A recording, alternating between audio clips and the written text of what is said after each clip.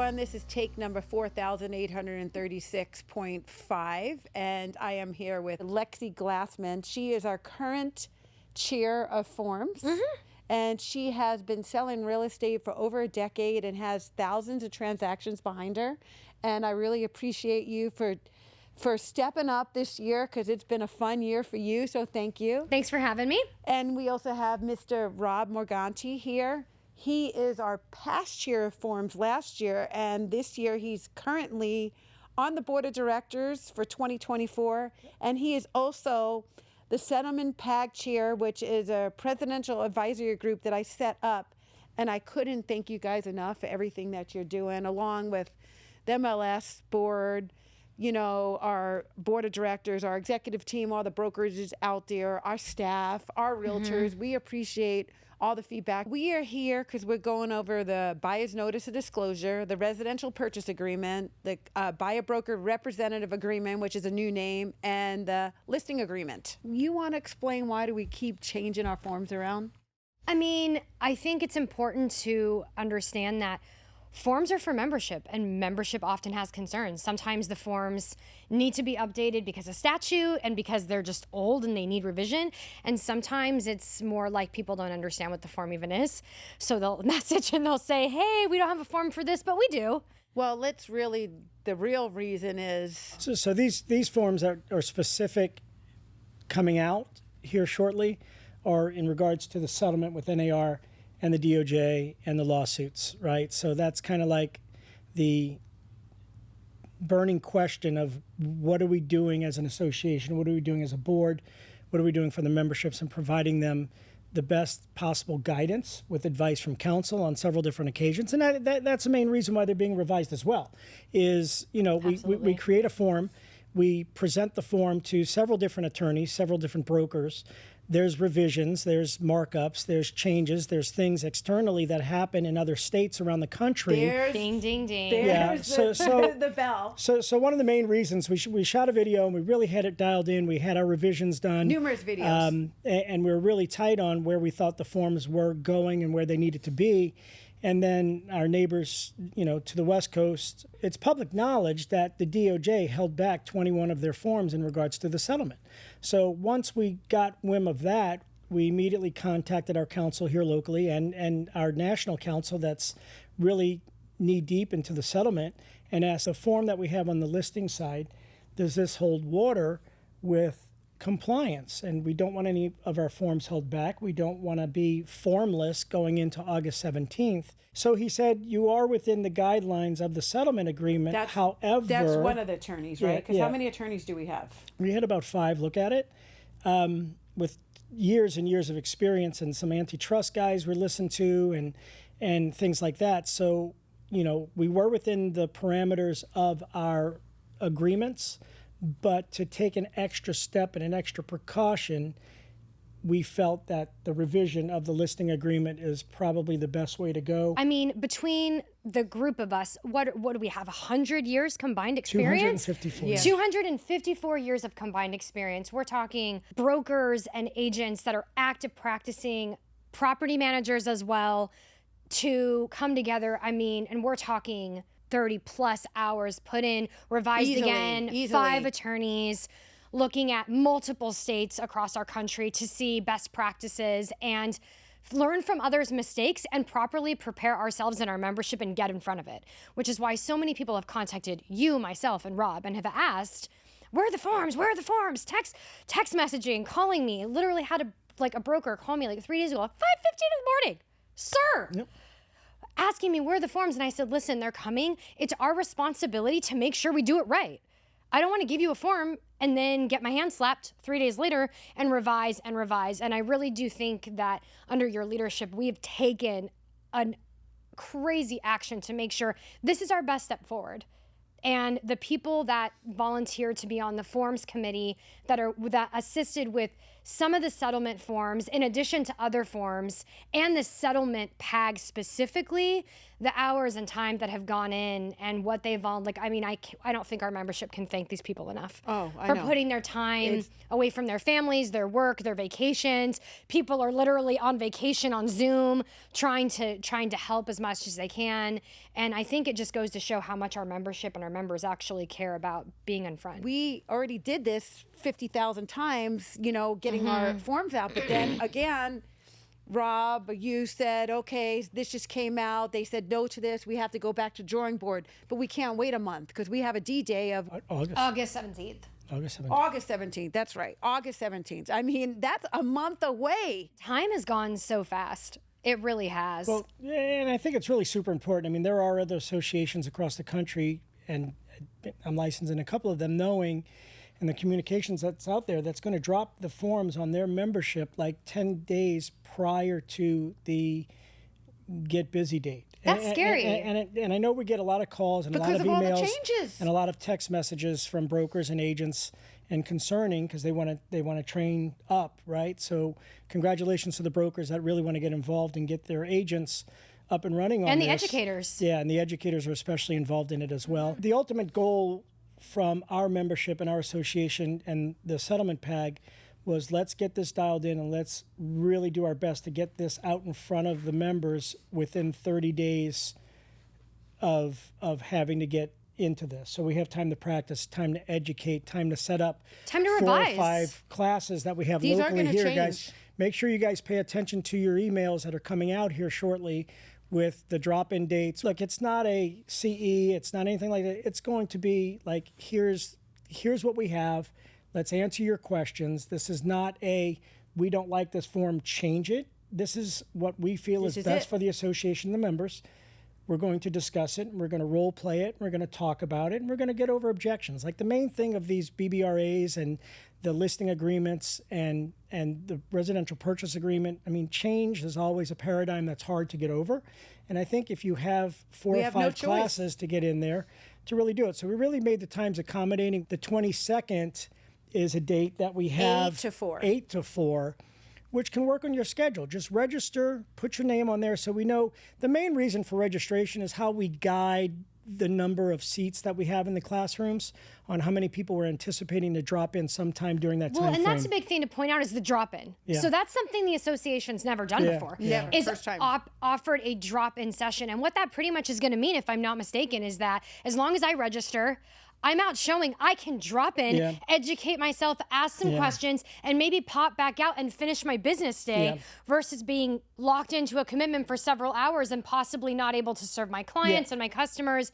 I think it's amazing. I love the drop-in idea. I think it's great. And I think also you volunteered, if there's 10 people that don't understand what, let's say, Rob is talking about, or they dropped in and they want to learn about a form, you're willing to go out and speak to them out of the room and do a 1-on-1 or a 10-on-1, which if I come in at 12:30 and he's halfway through a form and I don't understand the beginning, he's not going to start over.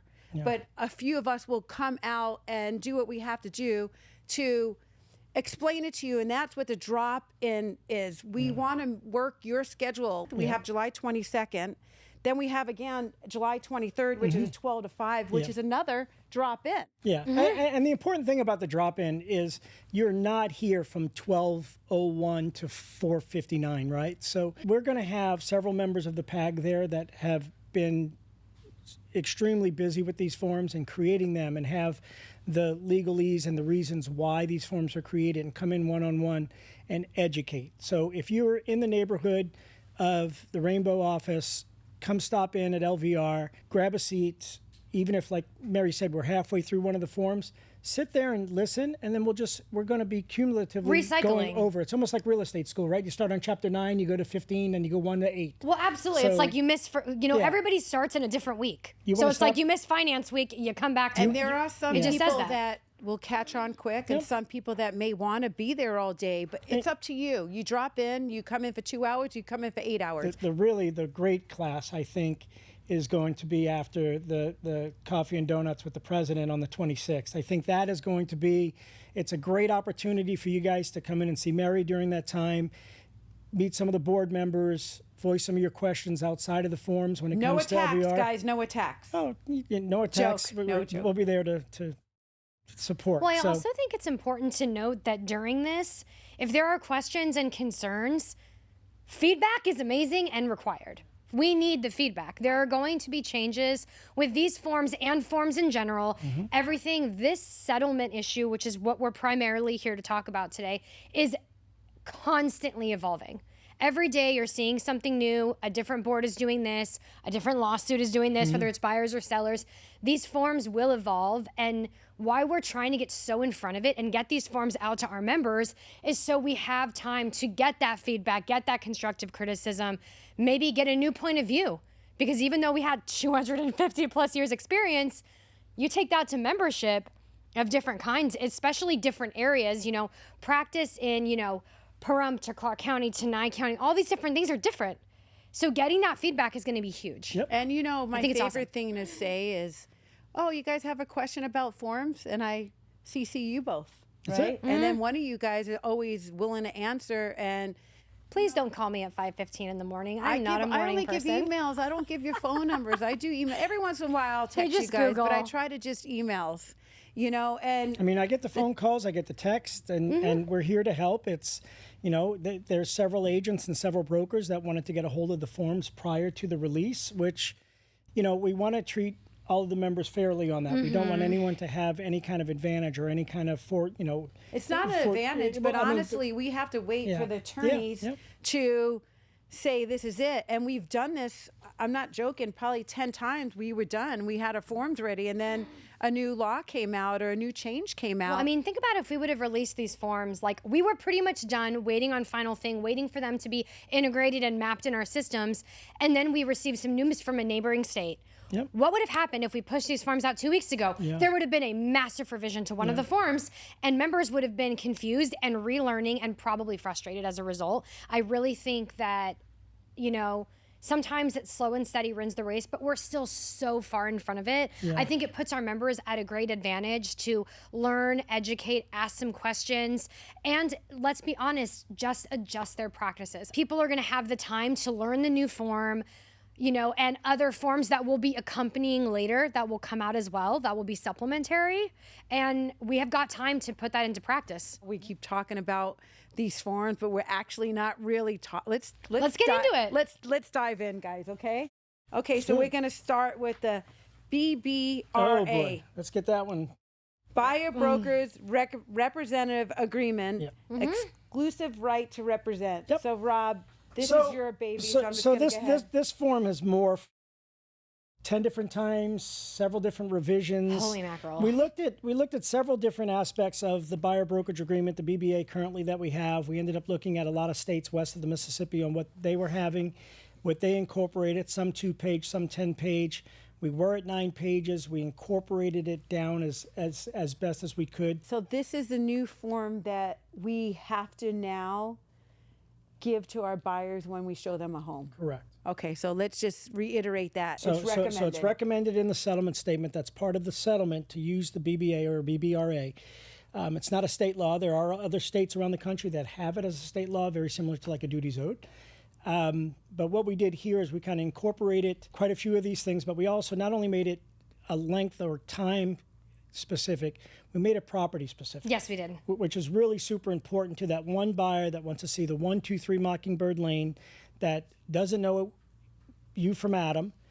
You introduce them to the 123 Mockingbird Lane and the BBRA. And then once you build a relationship with these guys and they're comfortable working with you and you're comfortable working with them, I mean, we have a choice as well, then you could switch it to a time specific, or if you have 5 properties to show them, you have the ability to add 5 properties onto this as well. And this is 5 pages, not 9 anymore. Correct. So we consolidated that and we're in the process. And like I said, this BBRA is going to be a moving target. This is going to be one of the forms that I think is going to morph into different scenarios based on the brokerage and their buyer specific. The most important forms for us as an association is a listing agreement and a purchase agreement, which we'll talk about here in a few minutes. But the buyer brokerage agreement, this 5 pages, is giving a broker a framework. Absolutely. Now, there are some brokers out there that are additional terms into the current BBA. That's fine. That's between the brokerage and the buyer.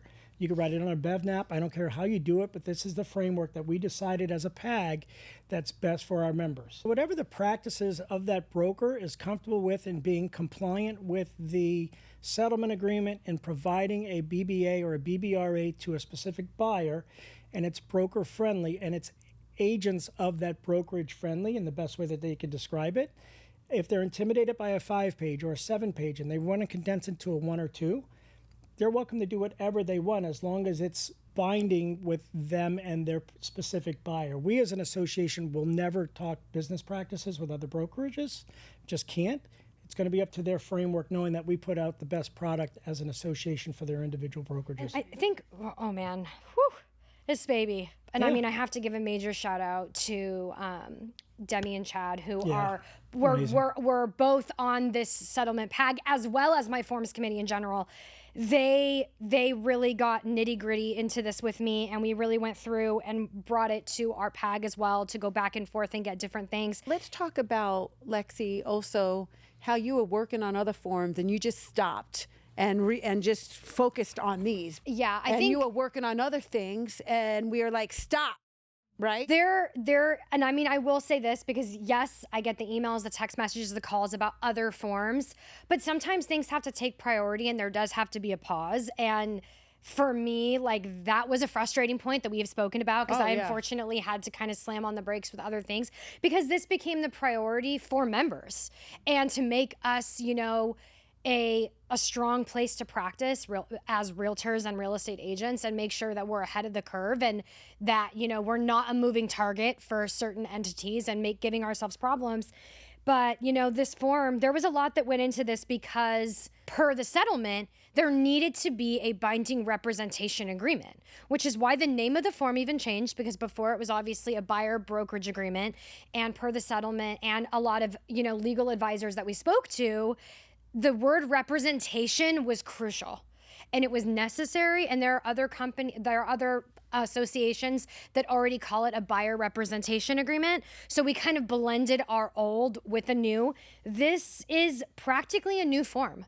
We definitely took the framework of our current form and we took note of other associations across the country and what we felt they did well and what we did well, and kind of tried to make a very synergistic blend that would represent everything while enforcing the settlement, which is why we also added the property specific section, because I think that was something that a lot of people were like, okay, well, what happens if somebody calls me on even my own listing, or somebody calls me on this one property and they only want to see this?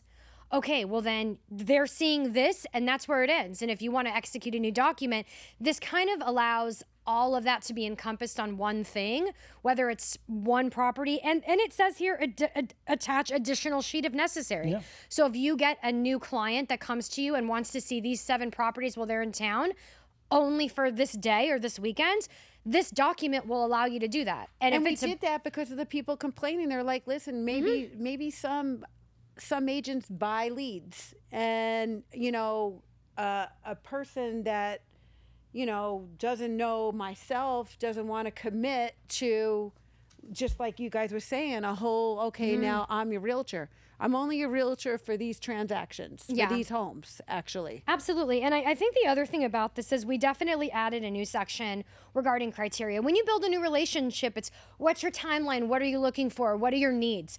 We have that area so we can set. You told me in writing what it is that you're looking for in a home, and it really helps set the expectations that you as a client or customer have of myself as your agent and or broker, and the expectations I can have from you regarding communication and different things. And though, like Rob said, this will kind of be a moving target, and some companies will use their own forms. Sure. Additional forms, I'm sure, will be forthcoming. I think this is a great start. And I think as people read through it, I think people are going to be fairly happy with the changes. You guys, I need you to go to page 2. Okay. I mean, I know you guys know by heart, but look at this page 2, A, B, C, and D. I mean, you got C, retainer fee, and D, hourly rate. You want to touch up with that? Go ahead, Lex. You got it. Yeah, so we get this question a lot. I think as brokers, and we up to the forms a lot. Why don't we have a retainer fee agreement? Why isn't there that kind of form out there? And I've had a lot of people, even my own licensees, ask me a lot about that. We wanted to add it here because whether, some people feel like, especially if they are doing something, as far as, maybe I'm assisting somebody in finding a rental property, and different stuff like that. By adding a retainer fee agreement, this specifically cites that it will be non-refundable. You're paying me for my time. And it allows people to kind of create that relationship and to where agents feel protected as well. And then it has the retainer will or will not be credited against any compensation. I mean, you guys really thought this out to every detail. Well, and I think that's a big thing. And we know real estate relationships, yes, you get those burning hot leads that, or clients, whether it's family, whether it's an online platform, whether it's a sign call where everything is super fast and you go from, hi, it's nice to meet you, to giving them keys and cashing a check within 30 days. And sometimes I have a client, I love them, 36 months later, still showing them properties, they're out of state. And there's a lot of time that agents invest. 30 days or 3 years? It depends. And I think the thing is with this is does it have to be used? No, that's why it's a checkbox. You don't like it, don't use it. And if you do want to use it, but you want to say this is going to be what we agree to, but when I help you, it will go towards that, or maybe it'll be a credit towards yourself. You'll be reimbursed, the money will be reimbursed back to you, or not. I think it gives a lot of flexibility, and it addresses something that I don't really think was clearly defined before. I agree 100%. Yeah, this was a burning question with a lot of the brokers that putting it in, not putting it in, how compliant is it? This buyer brokerage agreement was not only designed by, Lexy, Chad, Demi, the PAG, myself, Jeff. I mean, a lot of people were involved in this, but the attorneys redlined it and reviewed quite often as well. Holy mackerel. On what to add, what not to add. So, this is not just practicing brokers and agents putting together something that kind of looks cool. Yeah. Like, we wanted to make sure that, the T's are crossed, the I's are dotted, so it's got teeth. Right. Yeah. So we tried to make it as compliant as we possibly could with attorneys' advice on this as well. Talk to us about the hourly rate. Oh yeah. So the hourly rate is a different animal that some people are shying away from, that we didn't want to put in there. You have to value your time. There's other professions that value their times on an hourly rate as well. You can do the flat fee, or you could do the retainer fee, or you could do the hourly rate. Hey, we're going to go look at 3 properties. I'm valued at X dollars per hour. And you could flip it to a retainer fee as the same way and get a credit. You could do it as the hourly rate, will or will not be used towards. Like if I'm showing properties, it's going to take me 3 hours. I go show a rental, I get, whatever that is. That may cover with the hourly rate, and we're fine. It's not something you have to use. I think if it's a concern and a question, that's what your brokers and your brokerage managers are for, to discuss, what kind of practice your broker is comfortable with and you're comfortable with. The amount of agents that come to me asking me about a retainer fee agreement, or can I do something hourly, my client, blah, blah, blah, blah, blah. I will say in my experience, a lot of that does come more from agents that predominantly, maybe do buying and selling, but they've got a friend, a family member, the market has shifted a bit, so now they are helping some clients find some rental properties. And sometimes, yes, they are very time heavy. And when I get phone calls, I mean, what I say is, that's up to your brokerage. Well, you're the president. This is a volunteer position, just like what you guys do is volunteer. But every broker does things differently. So to piggyback onto the BBRA, this is not to be misconstrued as a money grab as an agent, right? This is like, well, I'm worth X amount of dollars per hour and I'm going to get a quick buck, right? The whole idea of a BBRA is providing value and showing that value. Disclosure. Your client's going to interview several different agents, and they're going to choose the best one for them. And the cheapest is not always the best, to be perfectly honest with you. But these retainer fees and these hourly rates are not a money grab to make some money over the weekend. Like, this is to provide value for you. Like, I am valued at this, and this is what you're going to get based on the value that I feel I'm worth. Absolutely. And let's go. And if you feel it's not in your budget to use that, then that's fine. And honestly, I've always preached and told everyone, treat your clients like family members, and you'll always be in a good place in real estate.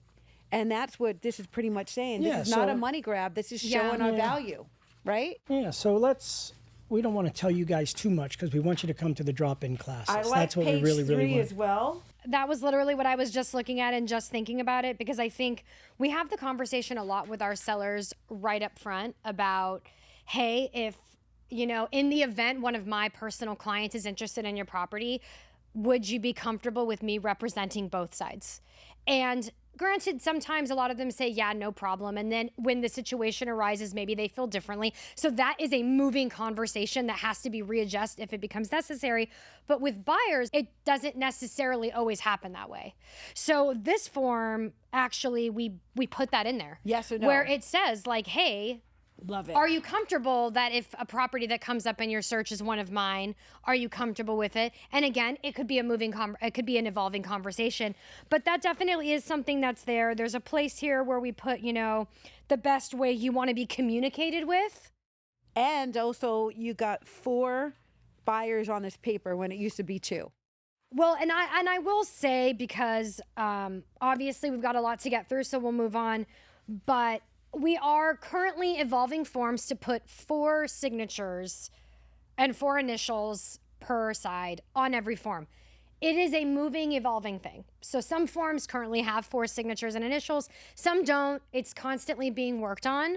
But as we create these new forms, it is gonna have those 4 places. It's gonna give you, especially when you've got people that you're dealing with, multiple investors, multiple family members and whatnot, it definitely gives us space for sure. All right, let's move on to the listing agreement. And Rob, that's the exclusive authorization and right to sell, exchange, or lease brokerage ER. Right. So this one is, this personally I feel is probably one of the most important forms that's been revised. He got his glasses on, Lexi, so that means he's really gonna get into it. He's ready to So be I mean, studious. I don't even need the eyeglasses. Oh, I know every exactly single line word. By heart. I know every line. So it's very important during this listing, this listing agreement, per the settlement agreement, is that you disclose to the seller that compensations are negotiable and never required by law, right? Negotiable is So- the word, and so- it's always so- been negotiable. Yeah, so everything's always been negotiable. And I've had those conversations with clients in the last few months that said, oh, what about this lawsuit? I don't have to, there's no such thing as the S word. And I got my everything first else one, is, honestly. Yeah, My first yeah, client so, this week. So that happens, and I'm like, well, commissions have always been negotiable, and I apologize for what you've heard or what you've you understood as a standard. There is no standard anything. Everything's negotiable. So we actually had a revision 2 weeks ago. We thought it was good to go. We high-fived. We toasted. Everybody had a great time. Congratulated everybody. We thought, and then the whole world changed when some forms got held back, and Alphabet City in Washington took a look at it and kind of put a hold on these things, and we wanted to make sure that we're in compliance. So the main thing about this listing form is it eliminates cooperative compensation. It's officially decoupled. Now that's going to freak a lot of people out. Explain. You just threw out some big words. So we've had Lexi. forms in the past that would say, we had forms in the past that said, X percent, paid to listing broker to share with cooperating broker X, which is one of the main reasons why there's a lawsuit out there in misleading or setting a roadmap for a seller in regards that they have to offer a cooperating compensation, which they don't. I thought it was dialed in where the seller had the option of putting in X, NA, TBD, 110, whatever they wanted to put in, and giving them that option. But after speaking with the attorneys, it still created a roadmap for them to follow suit and offer something. And it's not one attorney. We are speaking to 5, but they're speaking to 20. They have NAR attorneys. So one attorney will say one thing, another attorney will say, just like our board of directors. I mean, when you do a forms and then it comes to the board of directors, with your suggestions, then you have another, what do we have, 100 years on our board of directors of, I think that's a great point, and I also think it's a point of frustration sometimes, because guess what? The more you ask, the more opinions you're going to get, and I think that's why we've had so many changes. With 5 attorneys, you get 12 opinions. Right. So the main compliance issue with this particular Section 5 is the listing agreement should be strictly between the listing broker and the seller and what that compensation should be. This will be a big change. So this is going to be a huge change. Now look, if individual brokerages are still comfortable in putting some verbiage into the additional terms that the seller plans on offering a cooperating compensation, they're welcome to do that. And if that's their business practice to do it and they're comfortable in doing that, or create an addendum to the listing agreement, but giving the seller the option to do it or not is going to be completely up to them. But this form eliminates that in a roadmap for that seller to make that happen. So what this does is, inside the listing agreement is strictly between listing broker and seller. The residential purchase agreement, which you and I will get into here shortly, is between the buyer and the seller. You know, so that's going to be the compensation side on that as well. We've already started this progression though, right? Because years ago we had a listing agreement that everything was broken down, this percent and this percent, and then feathers were ruffled and whatever. And we already, you know, had shifted our listing agreement a couple of years ago, where it was, you know, this is the gross amount. And of said gross amount, this can be offered. So we were already kind of on that pathway to decoupling it. Yeah.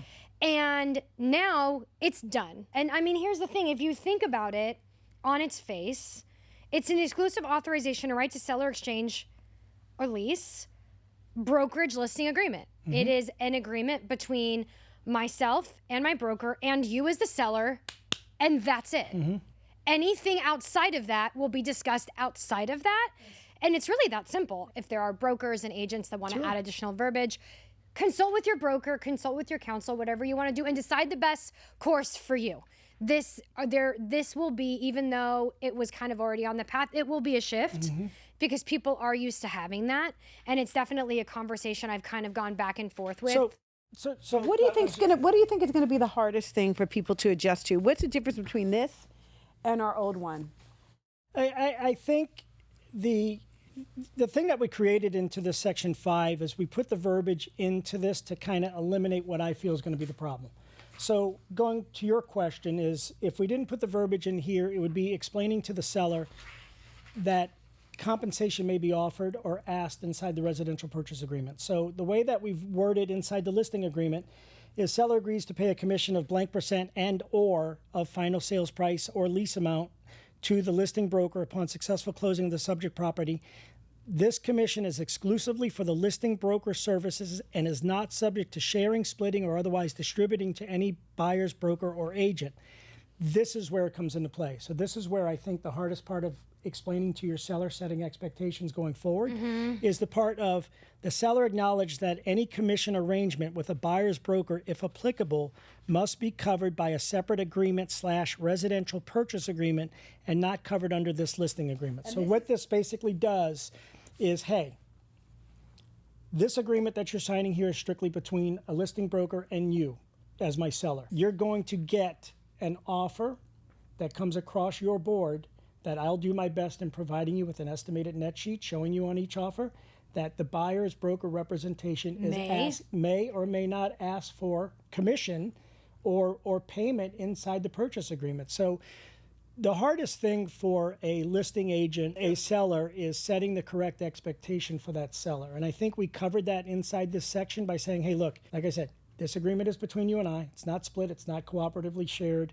It's not an arrangement made between brokers. Now, what if let me ask you a question. What if the seller is really wants it in writing what they're going to actually pay the other side? And you put it in writing in additional terms. So then you that's put it where in you writing. put additional terms. You know, and I mean, for is. me, I've spoken about this and I've thought about this a lot because I very much like to have all my I's dotted and my T's crossed. And yes, now because it's not going to be displayed, you know, agents are going to be responsible for, you know, just like people should, a lot of agents already do calling. Is this property still available? Do you have any offers on it? Now, question 3, you know, is your seller considering offering any compensation? Now, for me personally, I like the idea of having something that says, you know, seller has requested that I discussed 2.5 apples should a buyer's agent ask. So at least that way it's there and they've given consent for me to discuss it. Can we legally put that on additional terms? Yes, you can. So you can legally put anything that seller is recommending to put in. So so to going back to Lexy's point is there's no way to advertise or show Put in the MLS. or show what a cooperating compensation that the seller is offering. Right. No more. This is not a broker. I mean, you want to have documentation from your seller stating that you know, if you do get a phone call, I am willing to pay the cooperating broker X apples. So when I get that phone call, or do you have any offers, you know, what's this, I'm able to say and disclose at that time. I can only disclose what my seller agrees to in writing. Otherwise, the blanket form of Section 5 of the listing agreement will say, hey, if I get a phone call, my response is, you know what? Put it in the agreement. I discussed that with my seller. He's open to all offers. So whatever compensation you're looking for, look under Section 2 of your RPA and fill it out. And you're welcome to do that. Do you know what the good thing about, I know I'm not skipping, but I'm just saying our next one is a residential purchase agreement. As a buyer's agent, it's no longer a listing agent is going to be telling me what I'm worth, because in the RPA, now you're requesting I love it. so many oranges when in this form, they're telling you, well, you know, before it was, we're going to offer you so many tangerines, but I already am using a buyer broker agreement and my worth is this amount of bananas. And I can't have you telling me what I'm You're worth. talking about a whole fruit basket over there. It's like a fruit salad now, and you know? one of the main parts of compliance with the settlement agreement, per the attorneys, you cannot accept more or request more than what your BBA stands for. So back to the listing agreement, I think we fell into compliance. We had a lot of very vocal conversations from several different people on the PAG. Very vocal. And took all those into consideration. And understand that this PAG had a lot of experience on it and a lot of practicing agents on this PAG that have done thousands and tens of thousands of scenarios. Commissions have always been negotiable.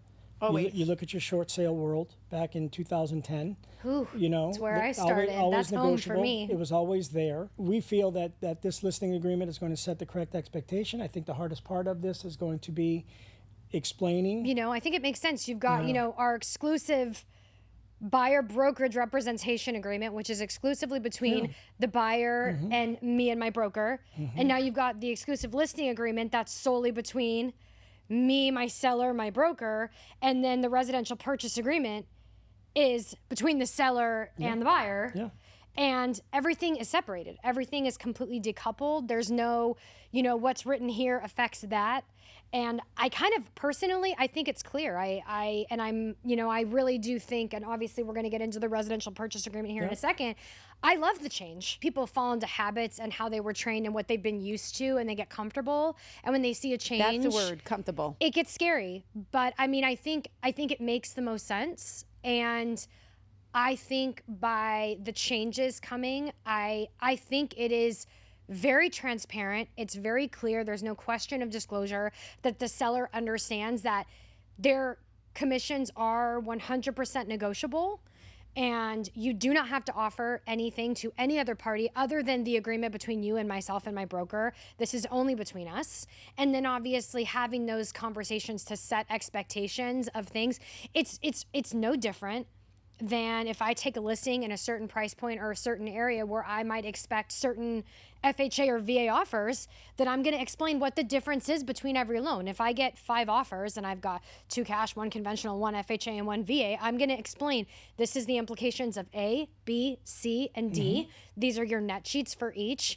It's no different than setting the expectation of, you know, what a seller is required for a VA loan that you might receive. You know, hey, just so you know, at this price point, you might get people that are looking for some closing cost assistance. Just so you know, you might get, you know, you more than likely will get some offers where buyers are seeking compensation, buyers agents.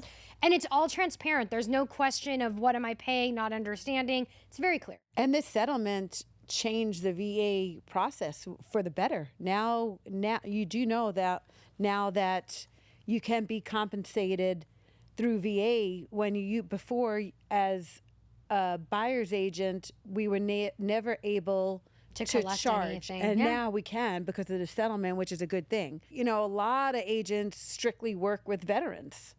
And before, if the listing agent and their seller wasn't paying VA, you know, they're in trouble. But now it changed, which is a good thing. But again, this listing agreement is amazing. I love it. A lot of people are going to they don't like change. This change is good. I do want to touch base on your point that said a lot of people aren't going to like it. And I tell you, in all due respect, the lot of people that aren't going to like it are the same ones aren't taking the time and reading the lawsuit. Of course. And I think that's the main thing is, look, guys, this is a career, this is not a job. So the more knowledge you have about why these forms have changed and why certain verbiage has been taken out, read the lawsuit. We made some really great steps a few years ago in changing some things, and like you said, going on that path of decoupling, but just weren't at the point of completely freaking people out. We're freaking people out now because now we have to. Now we have. There's no choice. But it's either get on board or get out the way. So if it just kind of is what it is. And that's going to be the main thing of the drop-in classes that we have this month. Zoom calls. I'm going to take phone calls. There's going to be emails. There's going to be text messages. That there's going to be, breaking down barriers or paradigms are always going to be tough things to get over. In the next 3 to 6 months, this is going to be common practice, but it's going to be easier to swallow. And I think once you understand the basics, and I don't, like I read this lawsuit 25 times. I have friends in my circle that really understand it and grasp it, and they're knee deep into it. I feel like I see something new every time. But every time it is everybody new. has a different opinion about it. But if you really follow NAR's lead on what they're putting out there, what other agents are doing research, look at antitrust attorneys that are knee deep into this thing, read some certain articles that are out there for us, you'll understand why this listing verbiage is necessary. So important. You really will, and I think we'll get that over the next 4 classes. I honestly just love this. I mean, it is different. That's my favorite, the purchase agreement. A lot of people don't like change, but this is really hammering it down and making it so much easier for all of us. So this is awesome, guys. Talk to us about that purchase agreement, Rob. All right, all right. So So the residential purchase agreement was no, I got this. I got this he knows every line of this. So the residential purchase agreement was 11 pages long.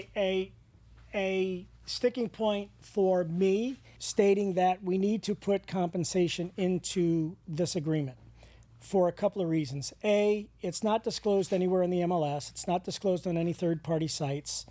It's basically going to be a phone call, me telling you X beans are going to be offered, you taking my word for it, me sending an email to the title company, and you saying, well, that's not what you said on the phone.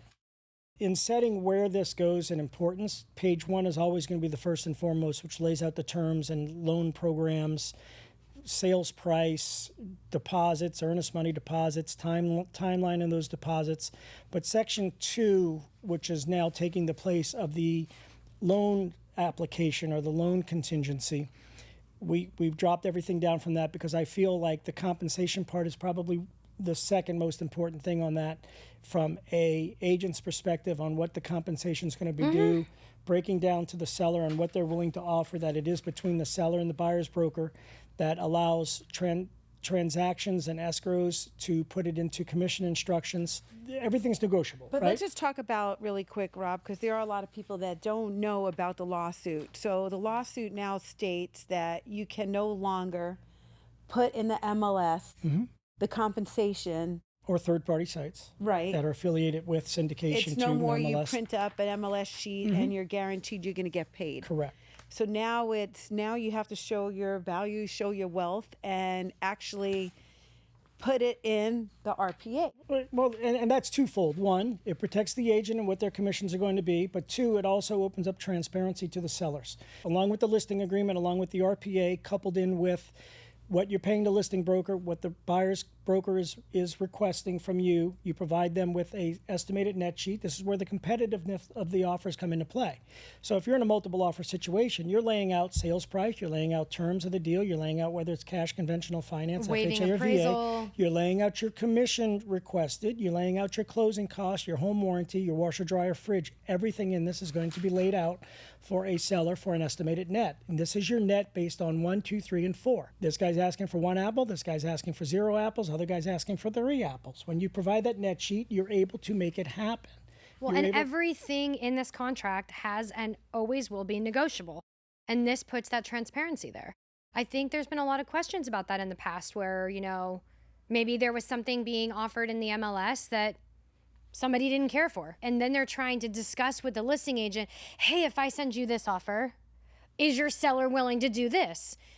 And conversations are being had, not necessarily with clients, but with agents who don't make those decisions in the first place. And I think this eliminates that. Let me ask you guys a question. So let's go back to the listing agreement. Let's just say you have 7 apples as a listing agent. And On Section 5? yeah. Okay. Now you have a RPA that just came in, and let's just say they're asking for 4 apples. Sure. Your seller's required to pay 11. So here's the scenario. Is when you're setting the expectation on the listing agreement between the listing broker and the seller, you need to determine at that time if they're willing to do cooperating compensation. You know, if you're doing 7 beans on Section 5, it's not the old school listing agreement anymore. Where it's 7 and it's some of those 7 are else. going elsewhere. So you need to protect your seller, right? Because there are going to be some instances where it's not going to be explained correctly, unfortunately. Exactly. And there's going to be a settlement statement with 7 beans towards a listing broker and 3 beans cooperating broker. The seller's at the settlement table signing with escrow. And what is this 10 apples I'm paying? That's where the disclosure needs to come into play. And there are going to be some guys, well, you agreed to it. You know, and that's not necessarily fair, and that's not treating all parties fairly. It's no different to me than, listen, we're almost there. The appraisal comes in. We took a massive hit. Everybody's coming to the table. I think the biggest thing is the one size that fits all here is the listing agreement is specific to the seller and the listing agent and the listing broker, and that's it. Yeah. And now with the compensation being added into the purchase agreement, the buyer knows we are asking the seller to pay me 3 apples. We already have an agreement that says, you know, I work for that, I get 3 apples.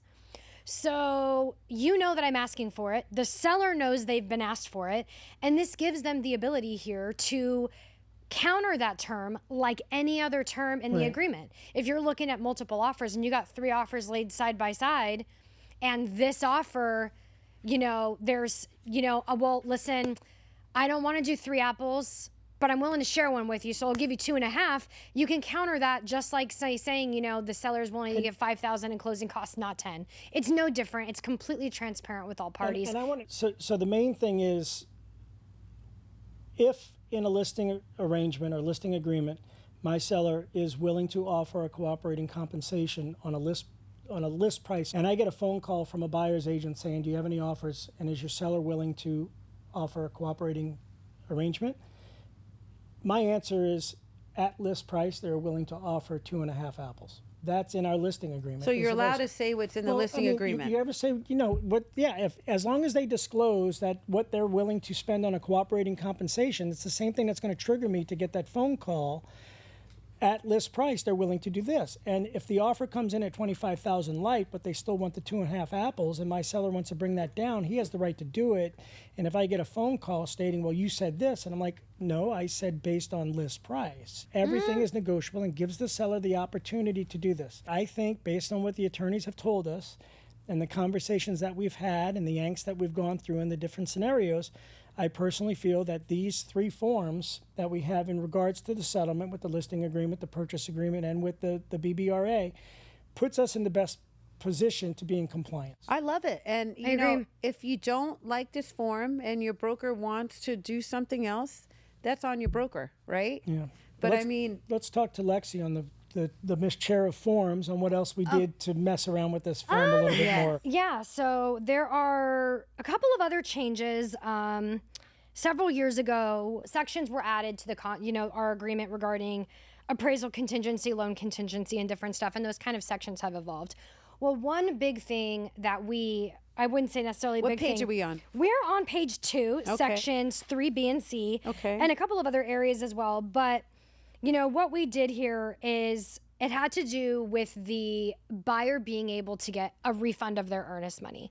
And we shifted this verbiage. We kind of shifted it back a little bit, actually, where now this will say, you know, buyer is entitled to a whole refund of their EMD. Which makes it easier also for title companies. Referenced in Section 1A by a fully cooperated and executed cancellation of escrow instructions and release of the buyer, you know, blah, blah, blah. And the reason we did it that way is because escrow has to facilitate the contract. But if our contract is at odds with them, no third party should be releasing funds without both parties being in agreement, because they're unaware if there's something else going on that might be tying that up. And I think the way things were before, we had a lot of members reach out and a lot of escrow companies and title reps and things. Confused. And well, absolutely. And we even have a representative from Stewart Title that sits on my forms. Shout out to Paul Mangwell. He sits on our forms committee as well. And we normally... Does he wear his referee shirt? Yes. He does wear it often. Okay, good. He does wear it often. Just making sure. Though his holiday suits happen to be my fave. Yes. But we always try to have representatives on forms committee from, property managers, lenders, title, because lenders and title and escrow are completely bound up by our agreement as well and dealing with that. So I think we want their perspective. we wanted our agreement to make things as clear between the parties as possible. Before it was, yes, the document pretty much said that if you canceled during the appraisal contingency, you get your money back. The seller doesn't have to sign that, meaning escrow is not going to give it back. And I don't think the document was, I think there had been a lot of changes over the years. And this kind of went back to the truest form of, yes, you're entitled to your money as long as you both sign off on it. And that way there is no confusion there of them understanding that they just get to cancel and there is no additional step, because it was really putting escrow in not the best situation to get those nasty phone calls. It really kind of puts everything on the table. So anywhere in the section that discussed those kinds of contingencies, it will now state that the buyer is entitled to a full refund as long as there's a fully executed cancellation and escrow instruction. So that kind of helps us there. And then the other change, which actually is probably going to be a bit of a bigger change as far as how long it is. What page? Is on page 4, section D, regarding inspections. Well, it's actually D and E. So what we did is we cleaned up the inspection grid where you check mark, and you state whether the buyer, if the buyer's going to pay, the seller's going to pay, is it 50-50 or is it waived? As well as the section immediately underneath discussing additional certifications. We've updated that grid to be, in my opinion, far more comprehensive and to just flow better. The two most common inspections that we see on a daily basis are home and pool and spa. And they were kind of jumbled all over the place. Now they're right at the top next to each other. We took where it was mechanical inspections before and we broke it down and itemized it a lot more, because the question I got, what the heck is a mechanical inspection? Well, a mechanical inspection is a system inspection. Okay, well, what are the systems? So we broke it down on what those were to try to make it as legible and flow as good as possible. We also delineated a pest termite inspection because, even though every termite is a pest, not every pest is a termite. So we wanted to make sure those were broken down, especially because termite inspections are required per VA. A pest inspection is not the same thing. So we changed that. We broke things down a little bit for to make things. We also added some additional stuff that is becoming more common as far as lead-based paint testing, radon testing. Radon, I see. That's going to start coming. We're seeing that a lot more here. A lot more inspectors are getting certified to test for radon as well. So we wanted to be in front. Report. Well, if you quality and quantity. So that's a big thing, and we're very blessed. We've got several people on our forms committee that, our representative from Pahrump, Norma, as well as our chair, they have wells. They're very, very familiar with wells, both community and private. When you purchase a home with a well, you're dealing with a possible well agreement, especially if it's shared, but also testing, making sure the groundwater is not contaminated, the quality and the quantity, they're not the same.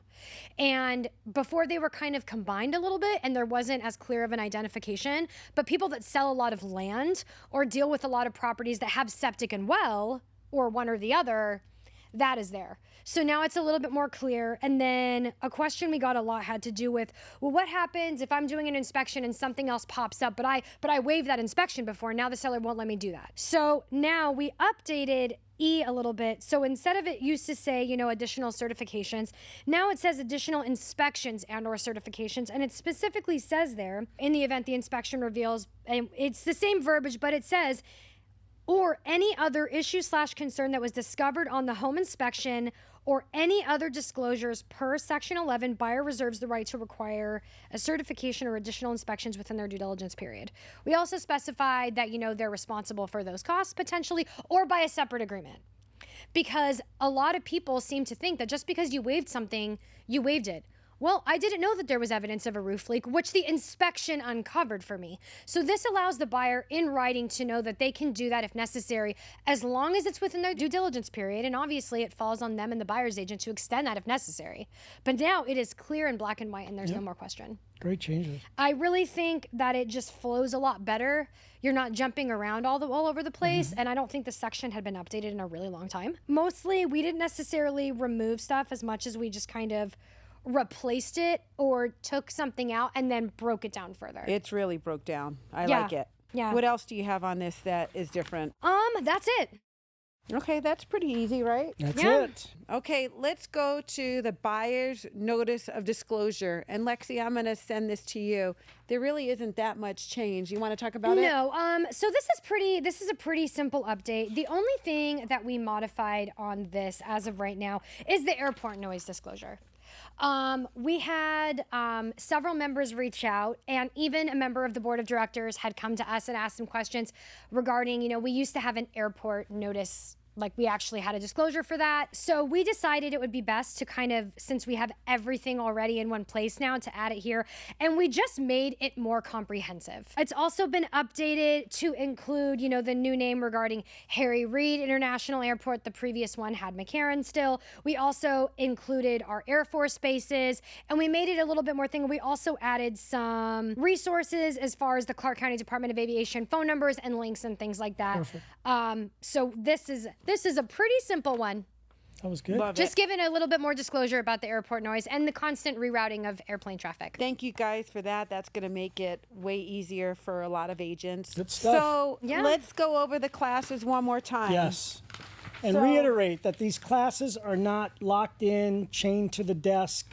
Got to be there from 8 to 5. Screw up my whole day. Got to pick up Drop Joey in and come from and day see camp us. or anything else. It is wide open. I'm going to be there all of these classes. I'm going to be there. You We're know- all volunteers. We're all, we want you You know- to learn these because I always say it always takes 2 realtors for a transaction. Yeah. So we want to get all the realtors educated on this so it makes Yeah. all of our jobs easier. I think, this is going to be going out with registration. Please register just so we have a general head count of what to expect. And, brokers, share it with your agents, please. Yeah. So We you know have- agents filter. I'm guilty myself. Sometimes we get so many emails. The emails from the board sometimes get filtered, and it's incredibly important as brokers. Like, I know as soon as this email comes out, I'm going to send a broker memo to my agents, and I'm going to say, please educate yourself. Like whether you do 1 deal a year or whether you do 1,000 deals a year, You're subject to this like everybody You're else. subject to these forms and this lawsuit and this settlement agreement, just like everyone else. So Here's some dates really quick. July 22nd, July 23rd, July 26th. Then we have the coffee and donuts with the president, July 26th. And then Rob also is offering, if you have a minimum of 10 people that I've having issues, he will personally come to your office. I will put Rob's email and Lexi's email on the bottom of this, and Rob says he will also put his phone number. Yeah, I'm look, not sure if he still wants to do that or not. Look, here's the deal: is absolutely, and the reason being, it's an open communication, right? Like I had a couple of conversations this past weekend with a couple of brokers. Hey, look, I got to get this information. I got a class coming up. Like, if you need me on the call, like I'm nothing special, but I understand why these forms are changed. And if it's an education process to assist a broker, and if it's going to be grilled across, there is nothing in these forms that I'm embarrassed about, that I don't believe in, that I don't think it's going to be the best thing for our members. I'll be happy to get in front of that firing squad, and I will have the bulletproof vest of what I know about the settlement. Let's stop at the bulletproof vest, because I just want to honestly thank you, Lexi, for all these years and all the hours that you put in your whole forms committee.